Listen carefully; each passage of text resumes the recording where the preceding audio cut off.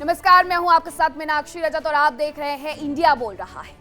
आखिरकार करीब 110 दिनों से चली जंग को खत्म करने के लिए अमेरिका और ईरान ने अंतरिम समझौते पर दस्तखत कर दिए हैं।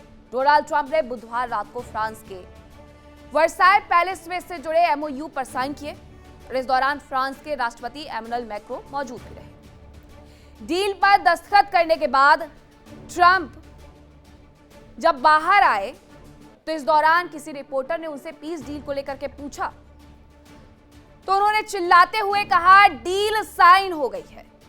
और ट्रंप के बाद ईरानी राष्ट्रपति मसूद पेजेश्कियान ने भी ईरान से इलेक्ट्रॉनिक दस्तखत कर दिए। समझौते का ऐलान भारतीय समय के मुताबिक गुरुवार सुबह 5:30 बजे किया गया और यह तत्काल प्रभाव से लागू भी हो गया। इस समझौते के तहत ईरान और लेबनान में मिलिट्री एक्शन खत्म किया जाएगा, हॉर्मुज स्ट्रेट को दोबारा खोला जाएगा, अमेरिका की नौसैनिक नाकेबंदी खत्म की जाएगी। इस डील पर साइन होने के बाद पूरी दुनिया ने राहत की सांस ली है। तेल के दाम गिरने लग गए हैं और दुनिया पर मंडराते ऊर्जा संकट के बादल छटते हुए नजर आ रहे हैं। लेकिन इस डील से एक शख्स को जबरदस्त झटका लगा है। समझ गए होंगे आप किसे? वो देश जो अमेरिका के साथ इस युद्ध में अहम भूमिका निभा रहा था। वो देश इस जंग को अंजाम तक पहुंचाना चाहता था। वो ईरान के सामने ट्रंप के सरेंडर से सदमे में है। हम बात कर रहे हैं इजराइल की। ईरान से ट्रंप की इस डील के बाद नेतन्याहू खुद को पूरी तरह से ठगा हुआ महसूस कर रहे हैं। आखिर इस डील पर इजराइल में बवाल क्यों मचा है? आखिर इस डील को इजराइल के लिए डेथ वारंट क्यों कहा जा रहा है? इस पूरी खबर पर करेंगे विस्तार से चर्चा। और भीषण तबाही के बाद फिलहाल खाड़ी में शांति के सुर सुनाई देने लगे। जिस समझौते का इंतजार पूरी दुनिया बेसब्री से कर रही थी उस पर आखिरकार मोहर लग चुकी है, हस्ताक्षर हो चुके हैं। लेकिन शांति के इस स्वर ने नेतन्याहू की लय ताल बिगाड़ करके रख दी है। नेतन्याहू इस डील से नाखुश नजर आ रहे हैं और चाह करके भी इसका समर्थन नहीं कर पा रहे हैं। हालात ये हो गए हैं कि इजरायली प्रधानमंत्री एक ऐसे चक्रव्यूह में फंस चुके हैं जहां से बाहर निकलने का उन्हें कोई रास्ता फिलहाल नजर नहीं आ रहा। आखिरकार नेतन्याहू इस डील से नाखुश क्यों हैं? ये जानने से पहले नजर डालते हैं अमेरिका ईरान के बीच हुई डील के मेन पॉइंट्स पर। तो इस डील का जो मेन मुद्दा रहा, मेन पॉइंट्स रहे 14, वो मैं आपको बताती हूँ। सबसे पहला पॉइंट यही था कि हॉर्मुज में 30 दिनों में जहाजों की आवाजाही सामान्य ईरान की तरफ से की जाएगी। 30 दिनों में अमेरिका अपनी समुद्री नाकेबंदी को हटा लेगा और ईरान कभी भी परमाणु हथियार नहीं बनाएगा। ईरान के रिकंस्ट्रक्शन के लिए $300 अरब का फंड दिया जाएगा। ईरानी उत्पादों पर अमेरिकी बैन खत्म किया जाएगा और ईरान के फ्रीज संपत्तियां और धनराशि उसे दे दी जाएगी। एक दूसरे के आंतरिक मामलों में कोई भी दखल नहीं देगा, ये सबसे मेन मुद्दा है। और 60 दिन दिए गए हैं ताकि इस 60 दिन के भीतर अंतिम समझौते पर बातचीत की कोशिशें हों और उसके बाद यूएनएससी की मंजूरी मिल जाए। तो अमेरिका ईरान के बीच में शांति डील इजराइल के लिए एक बड़ी मुश्किल बन गई है। इजराइल के कई नेताओं और सुरक्षा विशेषज्ञों का मानना है कि इस समझौते में उन मुद्दों को शामिल तक नहीं किया गया जिनके नाम पर इजराइल ने ईरान के खिलाफ सख्त रवैया अख्तियार किया हुआ था। इजराइल लगातार 3 प्रमुख मांगे उठाता रहा, सिर्फ 3। पहली, ईरान के परमाणु कार्यक्रम पर पूरी तरीके से रोक। हालांकि इस पर 60 दिनों के भीतर अभी और चर्चा हो। दूसरा, इजराइल चाहता था कि ईरान के बैलिस्टिक मिसाइल कार्यक्रम को पूरी तरीके से खत्म किया जाए। और तीसरा, उसके लिए सबसे जो मुख्य मुद्दा था वो ये कि हिजबुल्लाह, हमास और हूती जैसे प्रॉक्सी संगठनों को जो मदद ईरान की तरफ से दी जाती है वो ना दी जाए, वरना ये इजराइल के फेवर में नहीं होगा। लेकिन इस डील में इन मुद्दों पर कोई ठोस गारंटी नजर नहीं आ रही है और इसी वजह से इजराइल के भीतर इस डील को लेकर के तीखी आलोचना हो रही है। अब क्यों आलोचना हो रही है, चलिए वो मैं आपको बता देती हूँ। डील के कारण अमेरिका और इजराइल के संबंधों में दरार नजर आ रही है। राष्ट्रपति ट्रंप और पीएम नेतन्याहू के संबंधों में खटास आ चुकी है। डील में यूएस ने इजराइल की शर्तों को शामिल नहीं किया, इजराइल को पूरी तरीके से दरकिनार कर दिया गया। और ईरान के बैलिस्टिक मिसाइल प्रोग्राम पर इजराइल रोक चाहता था, लंबी दूरी की मिसाइल ना बना पाए ईरान, ये उसका मेन मुद्दा था। ईरान के प्रॉक्सी संगठनों को सपोर्ट पर भी वो रोक चाहता था। और इजराइल डील में बैलिस्टिक मिसाइल प्रोग्राम और प्रॉक्सी संगठन शामिल नहीं किए गए हैं। समझौते के तहत लेबनान में भी युद्ध विराम होना है, सो अलग। और डील के तहत इजरायली सेना को लेबनान से वापस लौटना होगा। ये इजराइल की तरफ से तक प्रॉमिस कर दिया गया है ईरान को, अमेरिका की तरफ से। हिजबुल्लाह के हमलों से इजराइल को सुरक्षा की ठोस गारंटी नहीं मिली है, लेकिन अमेरिका ने यह तो कह दिया उस समझौते में कि ठीक है, इजरायली डिफेंस फोर्स इजराइल लौट जाएंगी, लेकिन यह नहीं कहा कि हिजबुल्लाह इजराइल पर कोई हमले नहीं करेगा, उससे हम सुरक्षा की गारंटी मिले, ऐसा चाहते हैं। और इतना ही नहीं, युद्ध में हुए नुकसान की वजह से ईरान की ओर जा सकता है यूएई, और ये सबसे बड़ा झटका इजराइल के लिए होगा, क्योंकि मुस्लिम कंट्रियों के साथ इक्वेशन बहुत अच्छे नहीं है, और जिनके साथ है वो दूसरा ईरान की तरफ जा रहे हैं। ईरान के प्रभाव की वजह से इब्राहिम अकॉर्ड से भी यूएई हट सकता है। अब न्यूयॉर्क टाइम्स की रिपोर्ट ये कहती है कि इजराइल के पूर्व रक्षा मंत्री एविगडोर लिबरमैन ने तो इसे इजराइल के नजरिए से तबाही तक करार दिया है, और वहीं जो इजरायली अखबार हैं उन्होंने भी इसे खराब समझौता बता दिया है।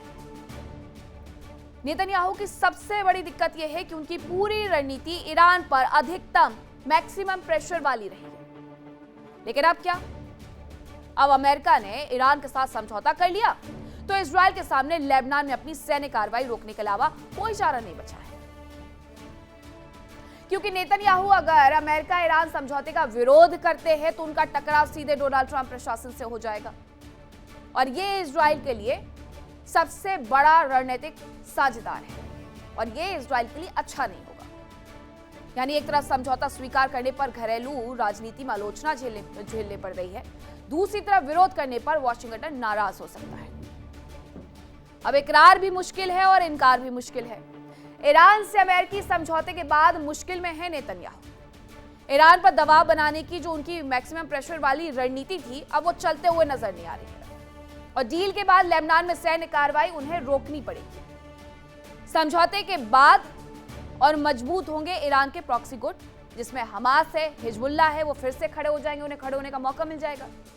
और डील के खिलाफ जाने पर अमेरिका से सीधे टकराव की आशंका है, और डील से इकरार पर घरेलू सियासत में नेतन्याहू को बड़ा नुकसान हो जाएगा। मतलब इस डील से जहां मिडिल ईस्ट में शांति का शोर सुनाई दे रहा है, वहीं इजराइल में दहशत का सन्नाटा है। जिस तरह से डील को लेकर के ट्रंप ने हड़बड़ी दिखाई, उसके बाद सबसे बड़ा सवाल यह है कि क्या अमेरिका ने ईरान से समझौता करके इजराइल की सुरक्षा चिंताओं को दरकिनार कर दिया है, और क्या वॉशिंगटन की नई प्राथमिकताएं अब तेल, व्यापार, चुनाव है, ना कि इजराइल? सवाल यह भी है कि क्या यह डील पश्चिम एशिया में इजराइल के रणनीतिक दबदबे को कमजोर कर देगी, और क्या अमेरिका अब इजराइल फर्स्ट नहीं बल्कि अमेरिका फर्स्ट की नीति पर पूरी तरीके से वापस लौट आएगा? इन्हीं सवालों के जवाब तलाशने के लिए हमारे साथ खास मेहमान जुड़े हुए हैं, उनका रुख करते हैं। आपको बताती हूँ कौन कौन से मेहमान हमारे साथ जुड़ रहे हैं। ब्रिगेडियर विनोद दत्ता, रक्षा विशेषज्ञ, कैप्टन श्याम कुमार, रक्षा विशेषज्ञ, निपुण आलम बयान, विदेश मामलों के जानकार हैं। फिरोज जी हमारे साथ जुड़ रहे हैं, ईरान मामलों के जानकार हैं।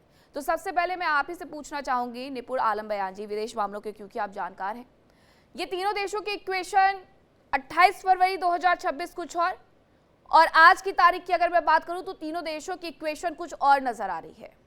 अब भूत कुछ था, वर्तमान कुछ है, भविष्य कुछ और होगा क्या?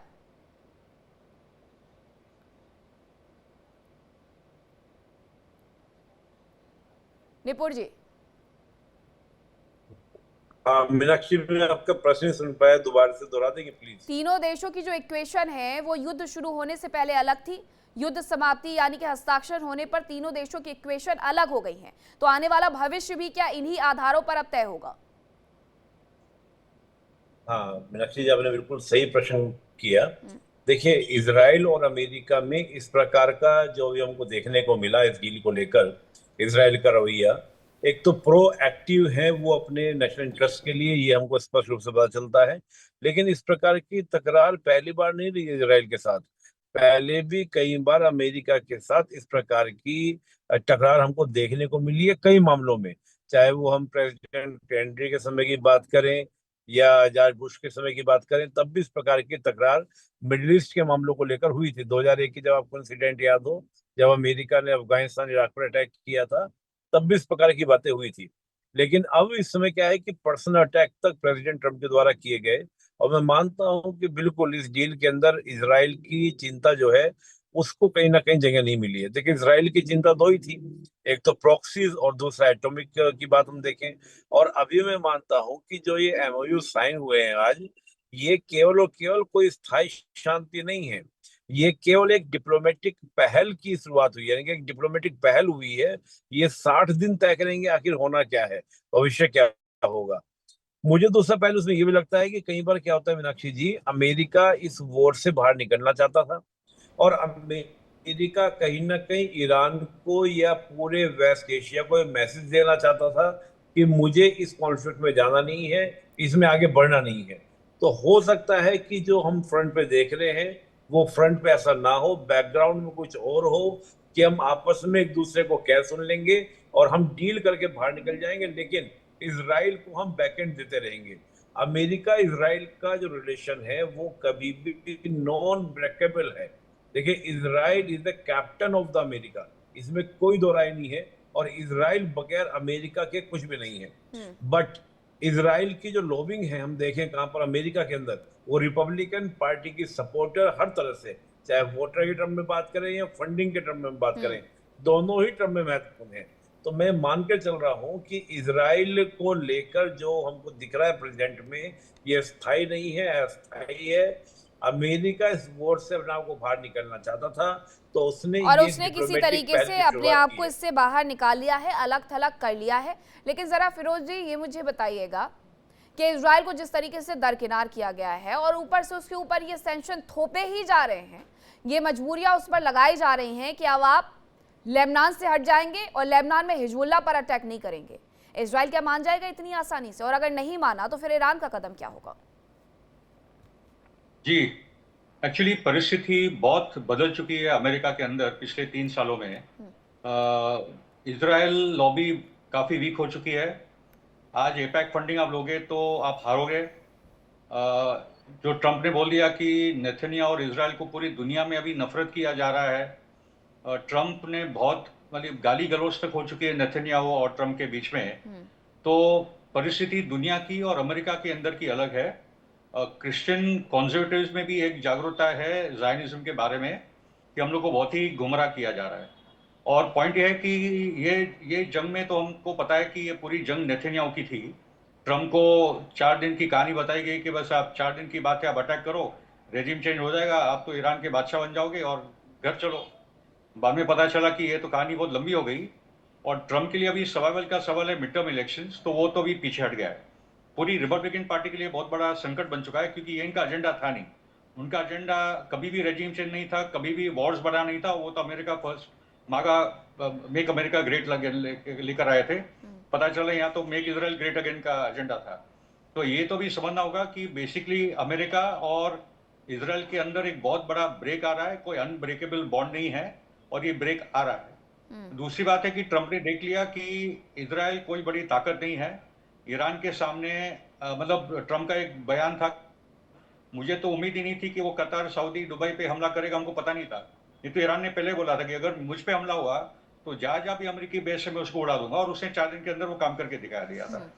पॉइंट ये है कि इसराइल का जो एक्सपेंशनिस्ट एजेंडा है, चाहे वो गाजा में जो बोल रहा है मैंने 70% ले लिया है, वेस्ट बैंक को लगातार बढ़ते जा रहा है, कत्लेआम मचा के रखा है उसने गाजा और वेस्ट बैंक में, वो साउथ लेबनान को कब्जा करना चाहता है, वो सीरिया में कब्जा करके बैठा है।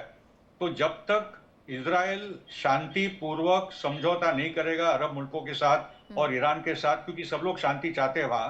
2001 में ही जो 22 अरब मुल्क है उन्होंने इसराइल को प्रस्ताव दिया था, we are willing to recognise you, तुम खाली 2 स्टेट सॉल्यूशन जो है 1967 के जो यूएन रेजोल्यूशन थे 242338 वगैरह वगैरह, उसको तुम मान जाओ, आप विड्रॉ कर लो, पैलेस्टीन स्टेट और इसराइल सब साथ में रहे, हम लोग सब मिलकर साथ में रहेगा।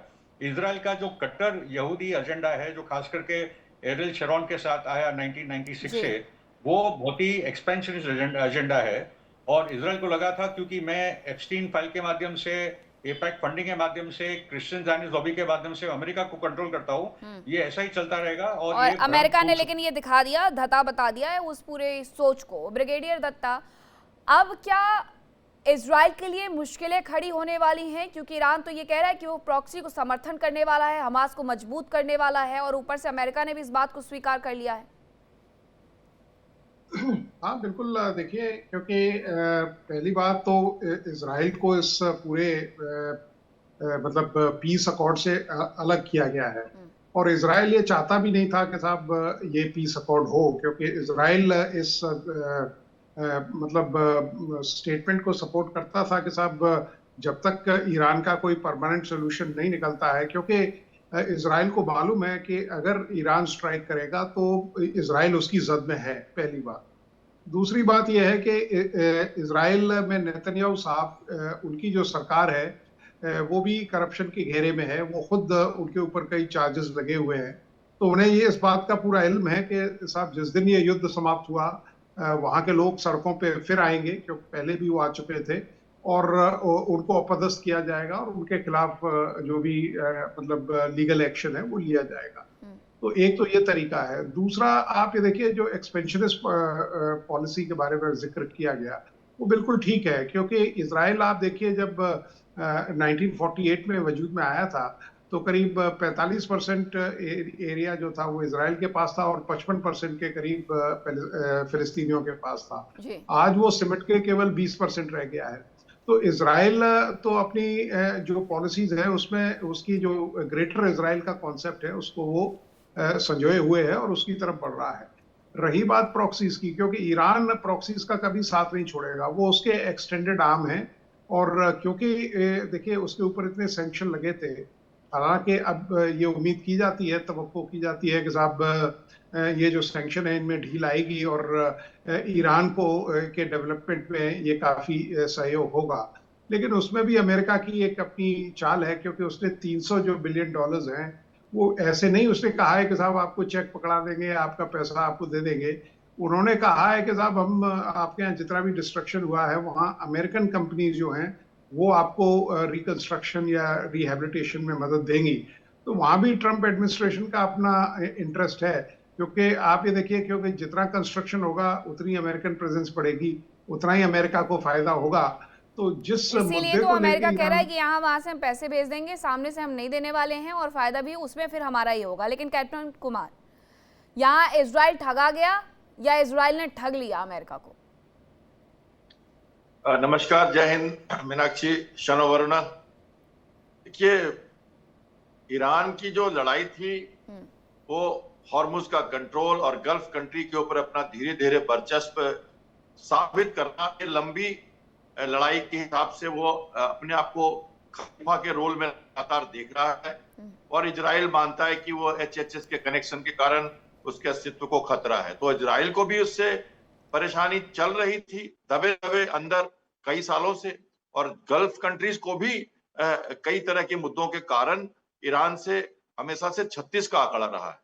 तो ईरान अब बात करते हैं कि इस नफरत की कहानी में क्या हुआ, आखिर हुआ क्या, क्योंकि इस नफरत को मिटाने के लिए या इस नफरत को खत्म करने के लिए या ऐसे संभावनाओं को नकारने के लिए एक एक्सटर्नल फैक्टर के रूप में अमेरिका वहां पे आया और इजराइल ने अपना ताबड़तोड़ हमले शुरू किए। तो नफरतों के तीर खाकर दोस्तों के शहर में कौन जीता कौन हारा, ये कहानी फिर सही समझ में नहीं आया कि जीता और हारा कौन। अब क्या होगा? सबसे पहले गल्फ कंट्रीज की बात करें तो गल्फ कंट्रीज के बिजनेसमैन अब इंफ्रास्ट्रक्चर डेवलपमेंट के लिए पैसे देंगे। ये कतार, ओमान और यूएई के लोग होंगे जो पैसे देंगे, क्योंकि अमेरिका तो देगा नहीं, आन-मान की बात है। और दूसरी बात, अब आपको वर्चस्व में फिर से आना पड़ जाएगा क्या? ये आ जाएगी संभावनाएं। तो क्या ये गल्फ कंट्रीज ने अपने आप को ऐसा मान लिया कि ईरान के वर्चस्व में रहेंगे वो गल्फ कंट्री में? नंबर 1। नंबर 2, अमेरिका की एक अपीजमेंट की बात कह रहे हैं लोग, जेलसनेस की बात की है G7 में राष्ट्रपति ने। यहाँ पे एक बात कहता हूं मैं, किसी को आप थप्पड़ मारो, रुला दो, पूरी तरह से पीट दो और उसके बाद धीरे से उसको सांत्वना दो और समझाओ, तो थोड़ी देर के लिए उस आदमी को अच्छा लगने लगता है, लेकिन बाद में उसे रियलाइज होता है कि अरे हमें तो बहुत मार पड़ी है, ये तो झूठ बोल रहा है। तो ये ट्रांजिट मैन्यूवर्स की बात हो रही है अभी, तो ये अपीजमेंट कह सकते हो, और ईरान उसमें आने वाला नहीं है, क्योंकि 60 दिन का एक समय लेके एक ट्रांजिट मैन्यूवर किया जा रहा है। और मैं मानता हूं कि अभी भी इजराइल हटा नहीं है इस मुद्दे से, और अमेरिका और इजराइल साथ हैं, कॉम्पैक्टेड हैं। अंदर की बात कुछ और, बाहर की बात आज कुछ और। समय निकाला जा रहा है। अभी भी ये युद्ध वहां नहीं पहुंचा जहां इसकी निश्चितता या गल्फ के हॉर्मुज का पानी ठंडा हो सके, क्योंकि जो बातें और जितने तरह के डाइवर्जेंस हैं, वो जो 14 पॉइंट है आप में, इतनी सारी चीजें उसमें अलग अलग हैं। ईरान खुद कह रहा है कि सब कुछ ट्रस्ट पर है, अगर वो नहीं करेंगे तो मैं भी लिवरेज रखूंगा हॉर्मुज पे। और वो तो ये भी कह रहा है कि हॉर्मुज पे 60 दिन के बाद वो टैक्स लगाएगा, सर्विस टैक्स, वो भी एक प्रोटोकॉल के साथ, ओमान के साथ, जिसके ऊपर धमकी दी है कि ओमान को हम ब्लो कर देंगे। अच्छा, और ईरान को भी धमकी दे दी। कल तक अमेरिका यही तो चिल्ला रहा था, चीख रहा था, फ्री करवा दिया, लेकिन उसने स्पष्ट कर दिया कि सिर्फ 60 दिन। लेकिन निपुण जी, अगर अभी के सिनेरियो की मैं बात करूं तो क्या ये मिड टर्म इलेक्शन के पहले तक स्थायी तौर पर संधि रहने वाली है, या फिर डोनाल्ड ट्रंप भूल जाएंगे, बाकी जैसे उनके बयानात वो भूल जाते हैं? देखिए मीनाक्षी जी, बिल्कुल सही बात है, और डोनाल्ड ट्रंप का बोलने का रिपोर्ट रहा है, इसलिए वो इस प्रकार के बयान। आप देखिए, इंटरेस्टिंग बात ये देखिए कि जिस समय साइन कर रहे थे उस समय भी प्रेसिडेंट ट्रंप की टोन क्या थी। उन्होंने कहा कि अगर ये समझौता लागू नहीं हुआ तो हम बहुत बम मारेंगे, सिर पर बम मारेंगे, ये उनका स्टेटमेंट था। यानी कि तब भी वो शो कर रहे थे कि मैं ही सुपर पावर हूं, और मैं ही, यानी कि जो एटीट्यूड है यानी कि दिखाने का, वो अभी भी डोनाल्ड ट्रंप का झुका तो था। यानी कि शांति की अपील धमकी वाले स्वभाव के साथ में थी। और अभी जो श्याम जी ने बोला, बिल्कुल सही बात बोली। मैं वही बात बोल रहा था कि हम किसी तरीके से नहीं मान सकते कि अमेरिका इजराइल अलग हो सकते हैं। देखिए इंडिया डेली 24/7 अब आपके स्मार्ट टीवी पर। इंडिया डेली मौजूद है सभी डिजिटल प्लेटफॉर्म पर लाइव और लगातार। इंडिया डेली 24/7 हर दिन राष्ट्र को समर्पित।